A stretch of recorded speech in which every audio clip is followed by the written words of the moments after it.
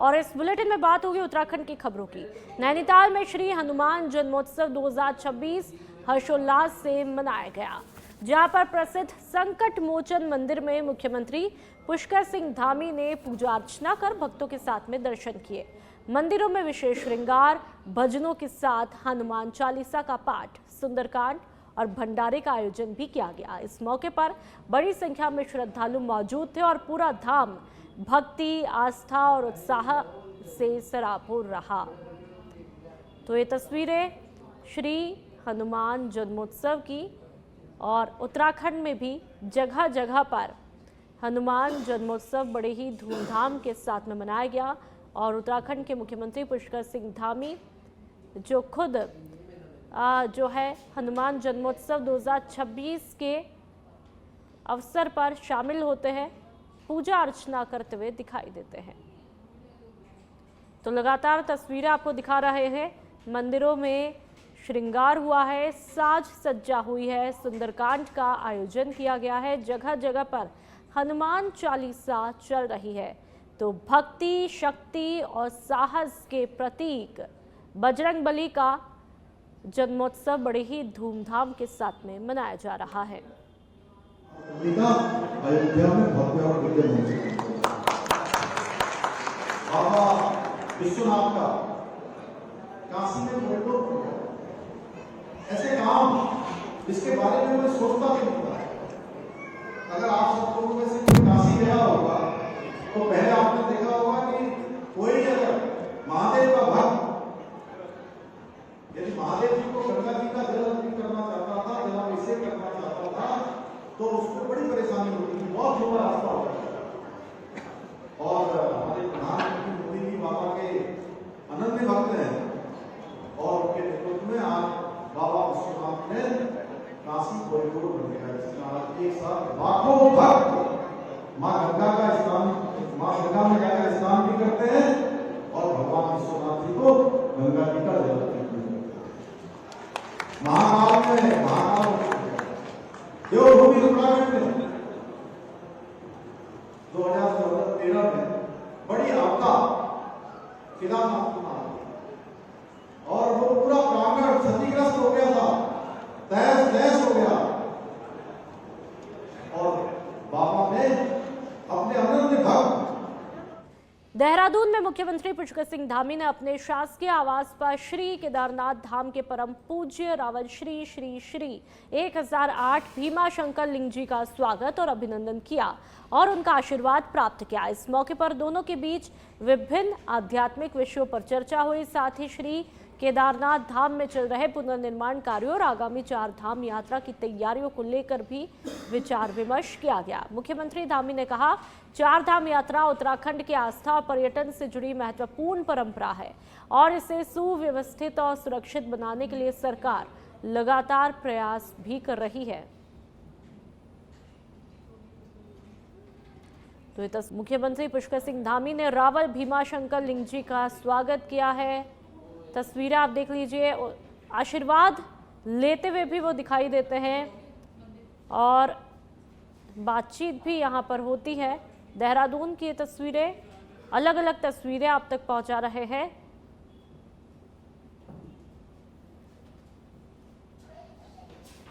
देहरादून में मुख्यमंत्री पुष्कर सिंह धामी ने अपने शासकीय आवास पर प्रसिद्ध कथावाचक और आध्यात्मिक गुरु देवकीनंदन ठाकुर महाराज से मुलाकात की। इस दौरान मुख्यमंत्री ने उनका स्वागत, अभिनंदन किया। इस मौके पर दोनों के बीच सनातन संस्कृति के संरक्षण, आध्यात्मिक जागरूकता और समाज में नैतिक मूल्यों के प्रसार को लेकर के सार्थक चर्चा हुई।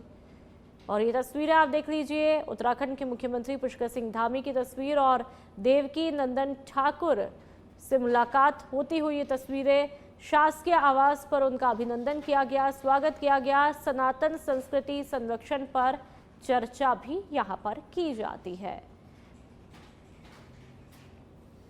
उत्तराखंड के नैनीताल जिले के रामनगर में आयोजित पंडित दीनदयाल उपाध्याय प्रशिक्षण महाअभियान 2026 में मुख्यमंत्री पुष्कर सिंह धामी शामिल हुए। इस दौरान उन्होंने जनपद स्तरीय पदाधिकारियों और कार्यकर्ताओं को संबोधित किया। मुख्यमंत्री ने कहा, प्रधानमंत्री नरेंद्र मोदी के नेतृत्व में केंद्र और प्रदेश सरकार द्वारा कई जन कल्याणकारी योजनाएं संचालित की जा रही है, जिनका लाभ आम जनता तक पहुंचाना बेहद जरूरी है। उन्होंने कार्यकर्ताओं से आह्वान किया कि वे पूरी निष्ठा और सेवा भाव के साथ जनता के बीच जाकर इन योजनाओं का प्रचार प्रसार करें और सरकार की उपलब्धियों को जन जन तक पहुंचाए। कार्यक्रम में कैबिनेट मंत्री राम सिंह कैरा, विधायक दीवान सिंह बिष्ट, बीजेपी जिला अध्यक्ष प्रताप सिंह बिष्ट सहित अन्य गणमान्य लोग मौजूद रहे। तो ये तस्वीरें लगातार आप तक पहुंचा रहे हैं, दिखा रहे हैं, नैनीताल के रामनगर की है, जहां पर प्रशिक्षण महाअभियान 2026 का आगाज हुआ और इसमें शिरकत करते हुए उत्तराखंड के मुख्यमंत्री दिखाई देते हैं। कार्यकर्ताओं को संबोधित यहां पर किया और केंद्र और प्रदेश की जितनी भी योजनाएं हैं उनकी जानकारी देते हुए वो दिखाते हैं और योजनाओं को जन जन तक पहुंचाने का आह्वान करते हैं। रामनगर में ये प्रशिक्षण महाअभियान 2026 होता है और बड़ी तादाद में यहाँ पर महिला कार्यकर्ता भी पहुंचती हैं और उन सभी को संबोधित करते हैं उत्तराखंड के मुख्यमंत्री। हर एक वार्ड, हर एक मोहल्ला, वहाँ ठीक प्रकार की जो हमारी मतदाता सूची है वो हमको बनानी है, ये भी हमको संकल्प है। और इस प्रक्रिया में शुद्धता हो, पारदर्शिता अनिवार्य हो और इसमें हमारे कार्यकर्ताओं की जो भूमिका है वो अत्यंत महत्वपूर्ण है। भाइयों बहनों, भारतीय जनता पार्टी एक हमारा केवल राजनीतिक दल नहीं, बल्कि ये हमारा विचारधारा आधारित हमारा संगठन है, जिसका विचार देश की आज़ादी से लेकर लगातार चलता रहा है। चाहे हम जनसंघ की बात करें, अभी अंदर आपने प्रदर्शनी लगाई है, या 1977 में भारतीय जनता पार्टी का बनना हो, या उसके बाद भारतीय जनता पार्टी बननी हो, निरंतर राष्ट्र प्रथम की भावना को आत्मसात करते हुए भारतीय जनता पार्टी के लाखों करोड़ों कार्यकर्ताओं ने अपनी तपस्या की, अपना सर्वस्व समर्पण किया है। उसी के दम पर आज भारतीय जनता पार्टी पूरे देश नहीं दुनिया की आज सबसे बड़ी पार्टी है। सबसे बड़ा राजनीतिक दल दुनिया का आज भारतीय जनता पार्टी है। तो उसमें अनेकों लोगों ने अपना योगदान दिया है। राष्ट्रवाद, सुशासन और सेवा ये हमारे मूल मंत्र हैं। हमारा हर कार्यकर्ता राष्ट्र का सेवक है, राष्ट्र के लिए समर्पित होकर काम करता है। चाहे कोई महामारी का समय हो, कोई बड़ी आपदा हो, ऐसे समय में देहरादून में हनुमान जन्मोत्सव का भव्य आयोजन हुआ। शहर के प्रमुख मंदिरों को सजाया गया और श्रद्धालुओं की भारी भीड़ उमड़ी। भक्त भगवान राम, सीता, लक्ष्मण और उनके परम भक्त हनुमान जी की पूजा अर्चना और आरती में भाग ले रहे हैं। भजन कीर्तन से भगवान की स्तुति की जा रही है। पौराणिक मान्यताओं के मुताबिक हनुमान जी को भगवान शंकर का 11वां अवतार भी माना जाता है और उन्हें चिरंजीवी का वरदान भी प्राप्त है। तो भक्तों में उत्साह का माहौल है, भक्ति का माहौल है। बजरंगबली जो कि भक्ति, शक्ति और साहस के प्रतीक है और सभी के दुखों को हरते हैं। उत्सव मनाया जाता है, बड़े उससे भंडारा होता है और ये प्रसाद वगैरह चढ़ता है। हर साल ऐसे ही बनाया जाता है, बहुत अच्छे से होता है। आज लोग हनुमान जन्म दिवस में ज़्यादा संख्या में आ रहे लोग। क्या संदेश देना चाहेंगे श्रद्धालुओं को? श्रद्धालुओं को बस जो हमारे सनातनी लोग हैं ऐसे ही जागते रहे, ऐसे अपने सनातन धर्म को आगे बढ़ाएं, ये संदेश देना चाहेंगे। आज हम मंदिर में आए हैं, हनुमान जयंती है, काफ़ी अच्छा लग रहा है। और उत्तराखंड के खटीमा और रुद्रपुर की बात करेंगे, जहां पर एक पत्रकार पर दर्ज मुकदमे के विरोध में प्रेस क्लब सड़कों पर उतर आया। कुमाऊं युवा प्रेस क्लब के बैनर तले पत्रकारों ने प्रदर्शन करते हुए प्रशासन के खिलाफ आवाज बुलंद की और मुकदमा वापस लेने की मांग की। पत्रकारों का कहना है कि ये कार्रवाई प्रेस की स्वतंत्रता पर सीधा हमला है और इसे किसी भी कीमत पर बर्दाश्त नहीं किया जाएगा। आज हम सभी पत्रकार साथी युवा प्रेस क्लब तरफ से हमने आज जिलाधिकारी महोदय को एक ज्ञापन दिया है। जो हमारे पत्रकार साथी खटीमा के हैं दीपक फुलेरा जी, उन पे क्या कहते हैं, एक खबर प्रकाशित की थी उन्होंने, जो गैस की कालाबाजारी चल रही है, जो पूरे जिले में नहीं पूरे उत्तराखंड में पूरे भारत में चल रही है, और जो पत्रकारों को दिखा रहे हैं, लेकिन एक तानाशाही रवैया चल रहा है कि कोई भी पत्रकार के खिलाफ तहरीर दे रहा है और प्रशासन। लोहाघाट में स्वामी विवेकानंद राजकीय स्नातकोत्तर महाविद्यालय में जिला प्रशासन चंपावत के निर्देश पर कौशल विकास और सेवा योजन विभाग द्वारा 1 दिवसीय रोजगार मेला आयोजित किया गया। मेले का शुभारंभ नगरपालिका अध्यक्ष गोविंद वर्मा ने मां सरस्वती के चित्र पर माल्यार्पण और दीप प्रज्वलन कर किया। हेल्थ केयर, ऑर्गेनिक सिक्योरिटी समेत 9 प्रतिष्ठित कंपनियों ने भाग लिया, जिसमें कुल 219 युवाओं ने प्रतिभाग किया और 93 अभ्यर्थियों का चयन भी हुआ, जबकि 58 को साक्षात्कार के अगले चरण के लिए शॉर्टलिस्ट किया गया। मुख्य विकास अधिकारी डॉक्टर GS खाती ने कहा, रोजगार मेले युवाओं को स्थानीय स्तर पर मौके प्रदान करने का सशक्त माध्यम है और जिला प्रशासन निजी क्षेत्र में रोजगार बढ़ाने का प्रयासरत है। जिला सेवा योजन अधिकारी RK पंत ने युवाओं के उत्साह की सराहना की, जबकि बीजेपी नेता सतीश चंद्र पांडे ने युवाओं से ऐसे मौकों का अधिकतम लाभ उठाने का आह्वान किया। आयोजन में महाविद्यालय परिवार, कर्मचारियों, छात्र छात्रा और गणमान्य व्यक्तियों ने भी योगदान दिया। उत्तराखंड की राजधानी देहरादून में 4 अप्रैल से 12 अप्रैल तक दून पुस्तक महोत्सव का आयोजन किया जा रहा है। ये महोत्सव राष्ट्रीय पुस्तक न्यास द्वारा आयोजित किया जा रहा है और पुस्तकों, विचारों और संस्कृति का अनूठा संगम पेश करेगा। महोत्सव में पूरे देश के पाठक, लेखक, कलाकार और विचारक एक मंच पर इकट्ठे होंगे। 9 दिनों तक चलने वाले इस आयोजन में गढ़वाली, कुमाऊनी और कई भाषाओं की लाखों पुस्तकें प्रदर्शनी में लगाई जाएंगी। प्रवेश निःशुल्क रखा है और कार्यक्रम का उद्घाटन मुख्यमंत्री पुष्कर सिंह धामी द्वारा किया जाएगा। बुक स्टॉल्स आपको वहाँ देखने को मिलेगी। इसके अलावा बुक फेयर के साथ साथ आपको एक चिल्ड्रन पवेलियन भी मिलेगा, जिसमें हर रोज अलग अलग क्रिएटिव एक्टिविटीज बच्चों। मसूरी में भारतीय जनता पार्टी के दीनदयाल उपाध्याय प्रशिक्षण महाअभियान के तहत मसूरी मंडल की 2 दिवसीय कार्यशाला का शुभारंभ एक होटल के सभागार में हुआ। कार्यक्रम का उद्घाटन प्रदेश के राज्य मंत्री ज्योति प्रसाद गैरोला, बीजेपी प्रदेश मंत्री नेहा जोशी और पालिका अध्यक्ष मीरा सकलानी ने दीप प्रज्वलित कर किया। कार्यशाला में पार्टी कार्यकर्ताओं को केंद्र और राज्य सरकार की जन कल्याणकारी योजनाओं, उपलब्धियों और संगठन की कार्यप्रणाली की जानकारी दी गई और उनका उद्देश्य कार्यकर्ताओं को जमीनी लेवल पर प्रभावी संवाद स्थापित करने के लिए तैयार करना बताया गया। कार्यक्रम में मसूरी विधायक और कैबिनेट मंत्री गणेश जोशी ने कहा, बीजेपी विश्व की सबसे बड़ी लोकतांत्रिक पार्टी है और समय समय पर कार्यकर्ताओं के साथ संवाद कार्यक्रम आयोजित किए जाते हैं। उन्होंने बताया कि 2027 के चुनावों के मद्देनजर कार्यकर्ताओं को केंद्र और राज्य सरकार के किए गए कार्यों की जानकारी देकर घर घर प्रचार प्रसार किया जा रहा है।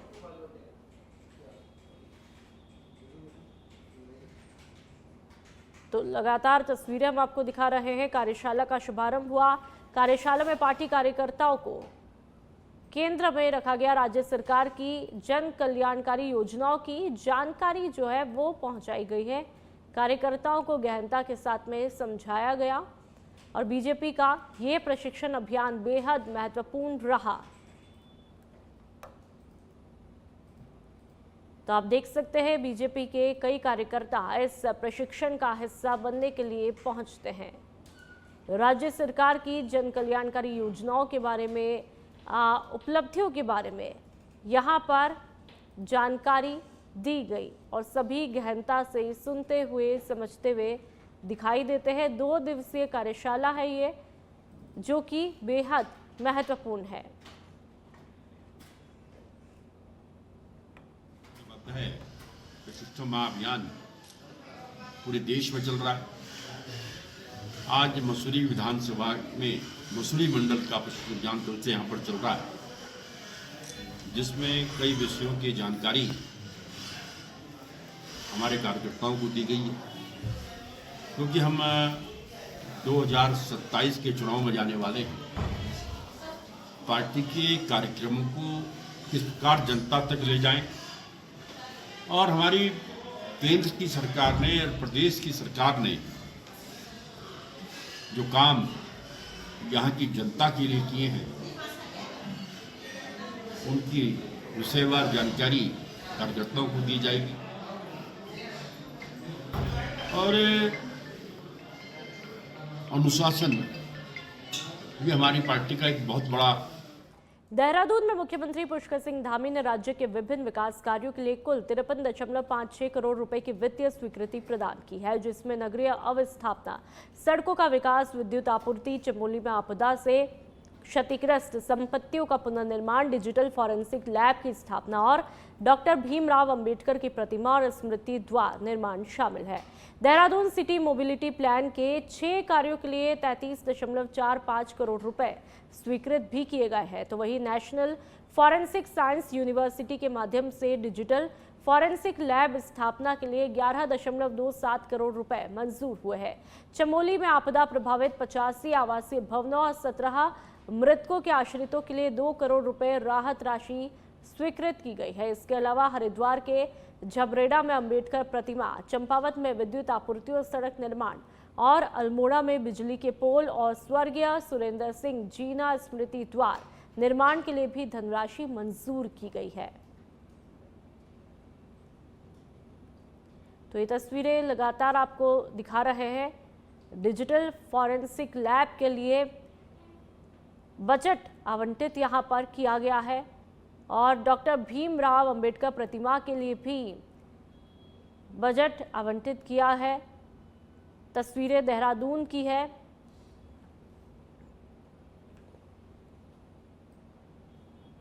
देहरादून के विकास नगर की बात करेंगे। हनुमान जन्मोत्सव के मौके पर क्षेत्र के विभिन्न मंदिरों में श्रद्धालुओं की भारी भीड़ यहां पर देखने को मिली। सुबह से ही श्रद्धालु मंदिरों में पहुंचकर बजरंगबली के दर्शन और पूजा अर्चना करते हुए दिखाई दिए। इस मौके पर मंदिरों को भव्य रूप से सजाया गया और भजन कीर्तन और सुंदरकांड पाठ का आयोजन भी किया गया। झांझरा स्थित बालाजी धाम मंदिर में भी सुबह से ही श्रद्धालुओं की लंबी कतारें लगी रही। भक्तों ने भगवान हनुमान के दर्शन कर सुख समृद्धि की कामना की। मंदिर परिसर में प्रसाद वितरण और भंडारे का आयोजन भी किया गया। सुरक्षा व्यवस्था के लिए प्रशासन और पुलिस बल तैनात रहा। पूरे इलाके में श्रद्धा और भक्ति का माहौल देखने को मिला। तो लगातार ये तस्वीरें देहरादून के विकास नगर की। आज हनुमान जन्मोत्सव पर मंदिरों में श्रद्धालुओं की भारी भीड़ उमड़ती हुई दिखाई दी। विकास नगर में भी श्रद्धालुओं का अच्छा खासा उत्साह यहां पर देखने को मिला। मंदिरों में भजन कीर्तन और सुंदरकांड के पाठ चलते रहे। प्रसाद वितरण और भंडारे का भी आयोजन किया गया।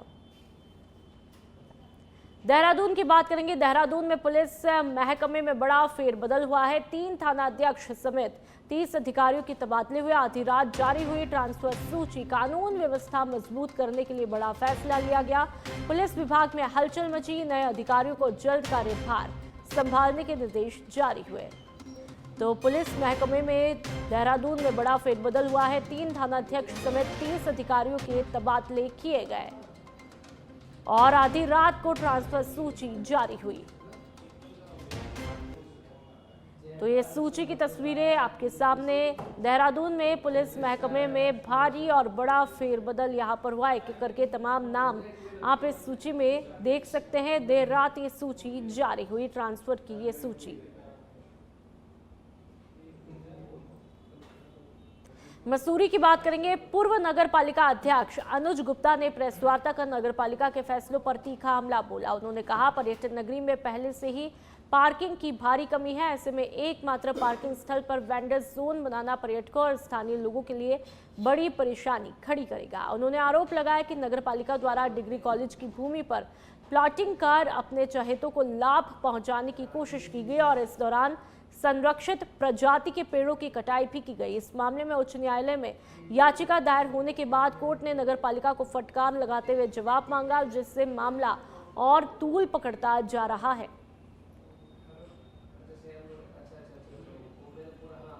देहरादून से बड़ी खबर, राजनीतिक खबर सामने आई है, जहां पर हरक सिंह रावत ने दावा किया कि भारतीय जनता पार्टी के कई सिटिंग विधायक उनके कॉन्टैक्ट में हैं। कांग्रेस चुनाव प्रबंधन समिति के अध्यक्ष रावत ने कहा कि हालांकि पार्टी उन्हीं नेताओं को शामिल करेगी जो चुनाव जीतने की मजबूत स्थिति में होंगे, लेकिन हाईकमान ने बिना शर्त सदस्यता देने की बात भी कही है। उन्होंने ये भी कहा कि बीजेपी में उनके व्यक्तिगत संबंध मजबूत है और वे जब चाहे कई नेताओं को कांग्रेस में शामिल करा सकते हैं। इसके अलावा शिक्षा विभाग के 250 से 300 रिटायर अधिकारी भी उनके कॉन्टैक्ट में बताए जा रहे हैं।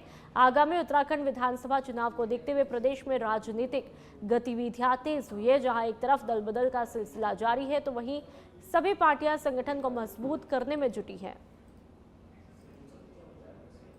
शुरुआत हुई है। हम देखिए, मैं एक बात बताऊं मैं आपको, सम्मिलित कराने के लिए तो हम इतने लोगों को सम्मिलित करा दें जो भाजपा के सिटिंग विधायक भी हैं, वो भी हमारे संपर्क में है।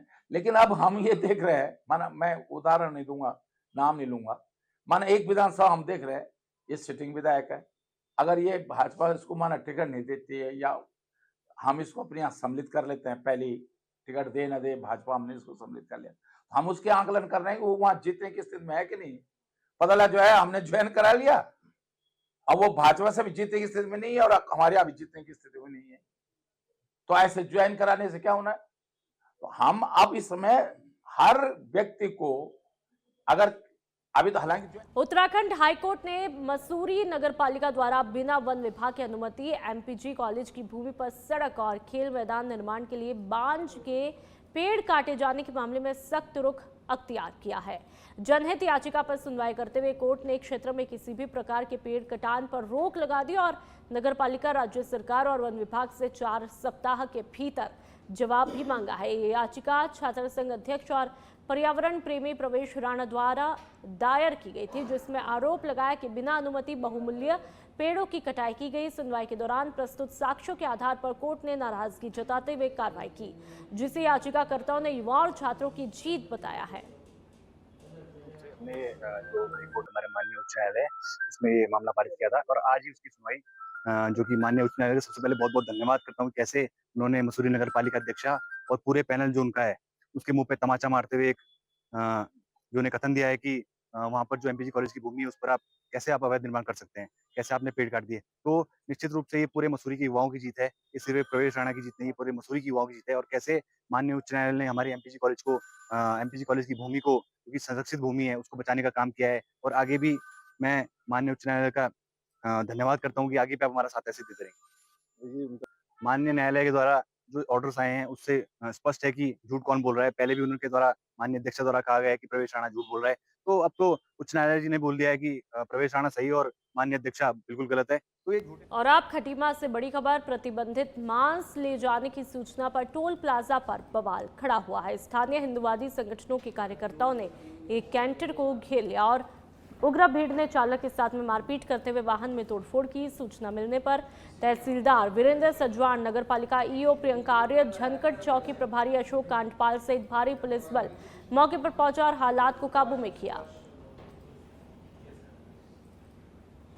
आज विश्व हिंदू परिषद और बजरंग दल द्वारा सूचना दी गई, उसके उपरांत हम यहाँ पे आए तो आपके द्वारा अवैध रूप से ले जाया जा रहा कुछ सामान जो कि संदिग्ध प्रतीत हो रहा है और जिसमें पशुपालन विभाग की टीम आई थी, उनके द्वारा सैंपल लिया गया है और सैंपल भेजेंगे।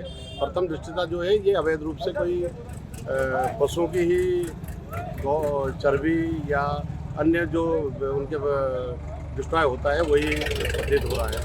तो प्रथम दृष्टया इसमें ड्राइवर द्वारा भी यही बताया गया है कि मैं घोटिया से किसी के घर से इस सामान को लेके आया हूँ, तो पता देखते तो इसलिए पुलिस प्रशासन के साथ है, इसको सीज करते हैं और तहरीर की कार्रवाई की जा रही है। उसके उनके खिलाफ तहरीर की कार्रवाई, मुकदमा दर्ज होगा और जांच होने के उपरांत जो भी इसमें गलत चीज़ पाई जाएगी तदनुसार नियमों के अनुसार उस पर कार्रवाई होगी। जो भी अभी क्लियर नहीं हुआ है कि कहाँ से मिली, कहाँ को जा रही है। अभी गाड़ी हमें यहाँ पे खड़ी हुई मिली है, अभी इसकी जाँच के लिए हमने भेजा है इसको। जब पता चलेगा उसके बाद ही क्लियर होगा कि क्या है क्या नहीं।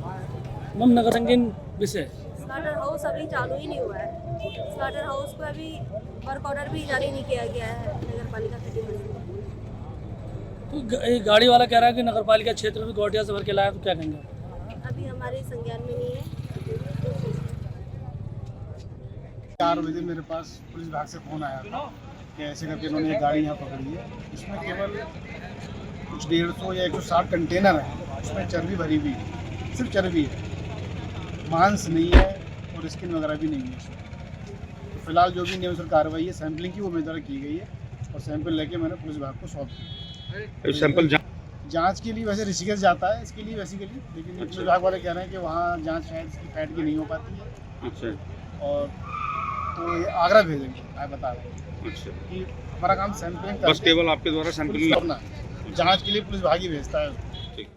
गदरपुर में जंगलों को आग से बचाने के लिए वन विभाग पूरी तरह सतर्क हुआ है। टांडा रेंज में इस वर्ष आग की घटनाओं को रोकने के लिए व्यापक तैयारियां की गई है। रेंजर रूप नारायण गौतम के मुताबिक हर साल जंगलों में आग लगने से वन संपदा और अन्य वन्य जीवों को भारी नुकसान होता है, जिसे देखते हुए इस बार पहले से ही फायर लाइन बनाई गई है, कर्मचारियों की ड्यूटी तय की है और निगरानी भी बढ़ा दी गई है। उन्होंने बताया कि कई बार लोग मधुमक्खी के छत्ते निकालने के लिए आग का उपयोग करते हैं, जो बाद में बड़े खतरे का रूप ले लेती है। वन विभाग ने आम जनता से अपील की कि जंगलों में आग लगाने से बचे और किसी भी घटना की तुरंत सूचना दे, ताकि समय रहते आग पर काबू पाया जा सके। 15 फरवरी से हमारा फायर सीजन शुरू हो गया है और वनों को आग से कैसे बचाया जाए इस संबंध में व्यापक स्तर पर तैयारियां की गई हैं।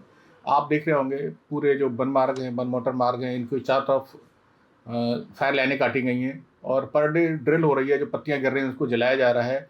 अंदर के जो जंगल हैं जहाँ पर नए प्लांटेशन हुए हैं उसके चारों तरफ फायर लाइन काटी गई हैं, उसको फायर लाइन को सफाई करके उसको जलाया जा रहा है। और सबसे बड़ी बात आपको बता दूँ, इस बार उत्तराखंड के टिहरी गढ़वाल जिले के थौलधार ब्लॉक में भालू के हमले से एक बार फिर दहशत का माहौल बन चुका है। चंबा धरासू मार्ग के सुलियाधार के नीचे थापली तोक में एक खूंखार भालू ने ग्राम प्रधान युद्धवीर सिंह रावत, फॉरेस्टर अजय पाल पवार और एक अन्य ग्रामीण पर हमला किया, जिससे तीनों गंभीर रूप से घायल हुए। काफी देर तक संघर्ष के बाद ग्रामीणों ने भालू को वहां से भगाया। स्थानीय लोगों ने घायल को कंधे के सहारे सड़क तक पहुंचाया। इससे पहले भी इसी भालू ने एक महिला को घायल किया था, जिसका इलाज एम्स ऋषिकेश में चल रहा है। घटना से नाराज ग्रामीणों ने वन विभाग पर लापरवाही का आरोप लगाते हुए कार्रवाई की मांग की है। वन विभाग की टीम वहाँ गई थी सुलिया में और हमारे क्षेत्र के प्रधान और हम सब लोग इकट्ठे थे वहाँ पर विचार विमर्श करके जो वन विभाग की टीम गई थी उन्होंने कहा ढूंढते हैं उसको भालू को। ढूंढने के चक्कर में हमारे लोग भी और पर उसके वन विभाग के लोग भी ढूंढने चले गए। मान लीजिए ढूंढते ही उससे पहले हमारा जो प्रधान संगठन अध्यक्ष है वो घायल हो रखा है। उसने जो है डीएफओ से बात की, ऐसे ऐसी घटना है, कल रात को भी दिखाई दिया, महिलाओं को दिखाई दिया, पेड़ पे दिखाई दिया। तो डीएफओ का कहना था कि प्रूफ बताओ मुझे। हमने कहा ऐसा प्रूफ तो हमारे पास नहीं है, ऐसी वीडियो भी नहीं बना पाए। लेकिन कल रात को महिलाओं ने देखा और गाँव में आया हो, तो उसके बाद उसने जब ये बात हो गई तो हम भी गुस्से में आ गए। हमने कहा चलो ढूंढते तो हैं। देहरादून की बात कर लेंगे, जहां पर आगामी 19 अप्रैल से शुरू होने वाली चारधाम यात्रा से पहले हेली सेवाओं को लेकर सवाल खड़े होने लगे हैं। संभावना जताई जा रही है कि 10 अप्रैल तक हेली सेवा के ऑनलाइन टिकट बुकिंग शुरू हो जाएगी, लेकिन इससे पहले व्यवस्थाओं पर विपक्ष ने चिंता भी जाहिर की। कांग्रेस प्रदेश प्रवक्ता प्रतिमा सिंह ने यात्रा के दौरान संचालित हेलीकॉप्टर सेवाओं पर गंभीर आरोप लगाया। उनका कहना है यात्रा के समय हेलीकॉप्टर की उड़ानें इस तरह संचालित होती है जैसे वे कोई सामान्य परिवहन साधन हो, जिससे सुरक्षा पर प्रश्न चिन्ह लगते हैं। उनका कहना है चारधाम यात्रा के दौरान हेलीकॉप्टर दुर्घटनाओं के मामले भी सामने आते रहते हैं। इसके बावजूद अब तक कोई सख्त नियम लागू नहीं हुए। प्रतिमा सिंह ने यह भी आरोप लगाया कि अधिकतर हेलीकॉप्टर सिंगल इंजन वाले होते हैं, जिससे दुर्घटनाओं का खतरा बढ़ जाता है। देखा कि कितनी सारी जो है घटनाएं हुई हैं हेलीकॉप्टर को लेकर के और कितने लोगों की मृत्यु भी हुई है। उसके बाद कई नियम जो है निकाले गए, लेकिन उनको ताक पे रखने का कार्य किया। एक महत्वपूर्ण बात यह है कि सिंगल एक हमारा जो भौगोलिक परिस्थिति है, हम जो जिस तरीके का वेदर है उसमें आप सिंगल इंजन का जो अगर हेलीकॉप्टर यूज़ करते हैं तो दिक्कतों का सामना करना पड़ता है। और ये हेलीकॉप्टर नहीं है, ये धामी जी के राज में हवा में उड़ने वाले, आसमान में उड़ने वाले टम्पो हैं। बार आपने देखा कि कितनी सारी